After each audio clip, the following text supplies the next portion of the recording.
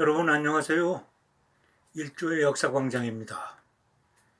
일조의 역사광장은 우리 역사의 참된 가치를 탐구하는, 우리 역사를 지극히 사랑하는 사람들의 채널입니다.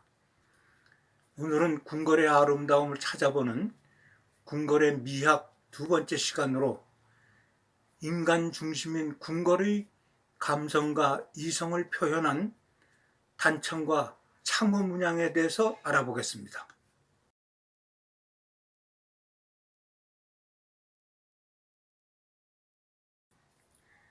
오묘한 색과 선, 그리고 문양 하나하나에 삶의 의미를 새기고 만물의 형상과 조화를 품어 온갖 상서로움의 표상으로 승화된 것이 단청과 창호 문양이라 할 수 있습니다.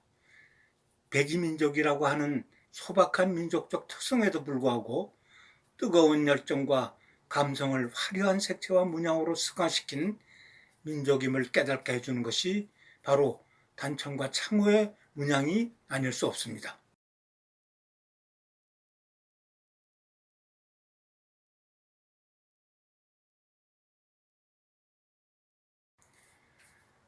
나라의 길흉에 관한 의식이나 종교적인 의례를 행하기 위해 고대로부터 시작된 단청은 건축의 조형적 아름다움뿐만 아니라 정신과 감정을 표현하는 주술적 의미로 중요한 역할을 해왔습니다.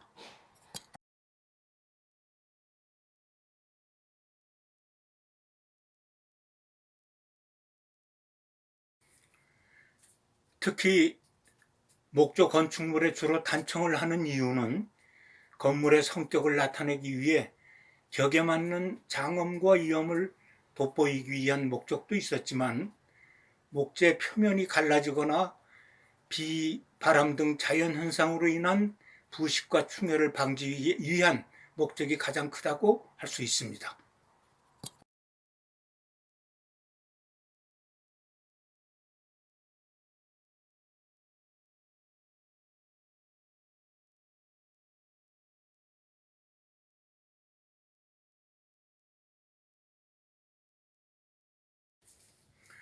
문자로만 해석하면 단청은 붉은색과 푸른색을 의미하지만, 대체적으로 궁궐 전각들은 붉은색 중심의 단청이 주를 이루고 있었고, 서울의 사대문 등 물루와 산성 장대의 색깔은 푸른색을 중심으로 한 단청이 주를 이루고 있습니다.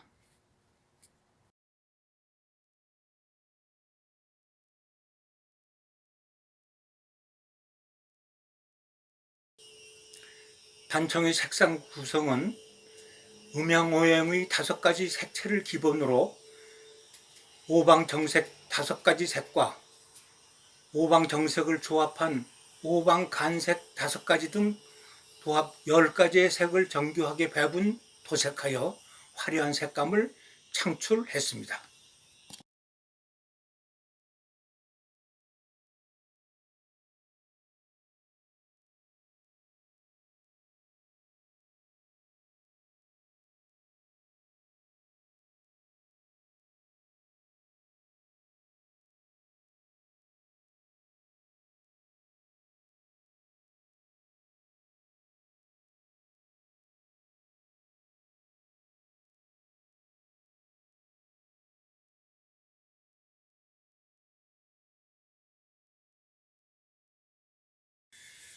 오방정색은 흑색, 황색, 청색, 그리고 적색과 백색 등 5가지 색깔로 구성되어 있는데, 각 색은 음양오행 사상의 의미를 지니고 있습니다. 흑색은 물을 가리키면서 겨울과 어둠을 의미하고, 황색은 흙을 가리키면서 풍요를 의미하고, 청색은 나무를 가리키면서 봄과 생명을 의미하며, 적색은 불을 가리키면서 여름과 정열을 의미하고, 백색은 쇠를 가리키면서 가을과 신성함을 의미합니다.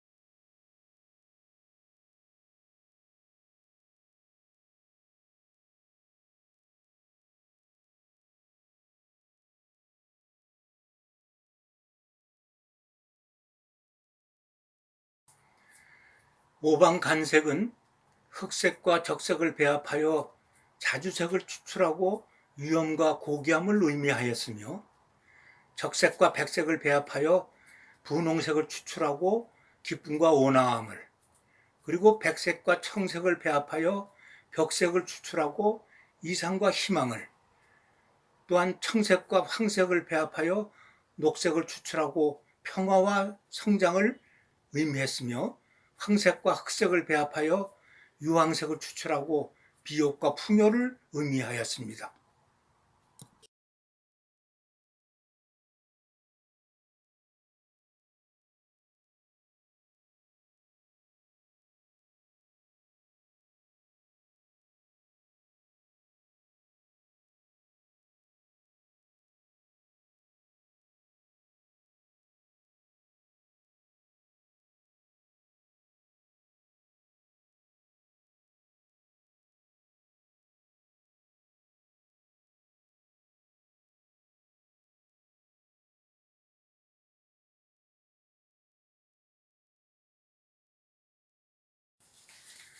단청에서 가장 많이 쓰이는 문양은 연꽃 문양이라 할 수 있습니다. 연꽃의 생장 과정은 어머니 자궁에서 태어나는 인간의 생성 과정과 흡사하여 인본을 중시하는 연화 사상으로 발전하였으며, 따라서 연꽃 문양은 삼국시대부터 이미 고분 벽화와 사찰 및 궁궐 등에 빼놓을 수 없는 단청 문양으로 각광을 받았습니다.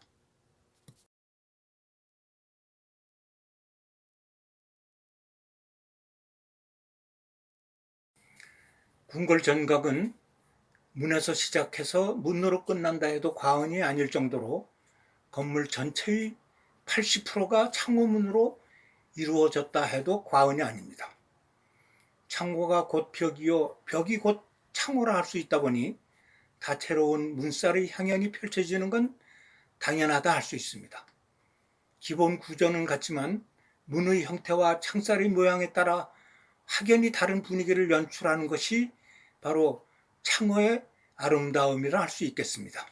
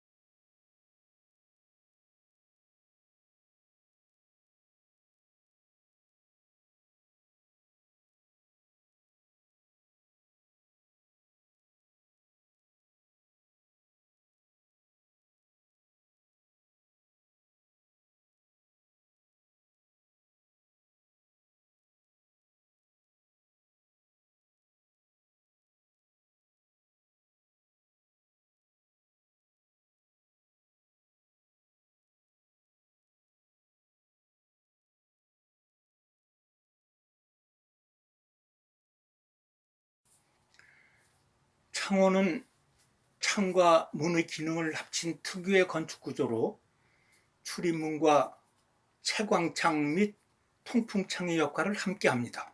특히 창살의 문양은 집안이 아름답고 즐거움이 충만하기를 염원하는 마음이 깃들어 있다고 말할 수 있겠습니다. 지금까지 궁궐의 아름다움을 찾아보는 궁궐의 미학 두 번째 시간을 설명드렸습니다. 다음 시간에는 궁궐의 미학 세 번째 시간으로 자경전의 담장 문양과 굴뚝 문양에 대해서 설명드리겠습니다. 많은 기대 부탁드립니다. 감사합니다.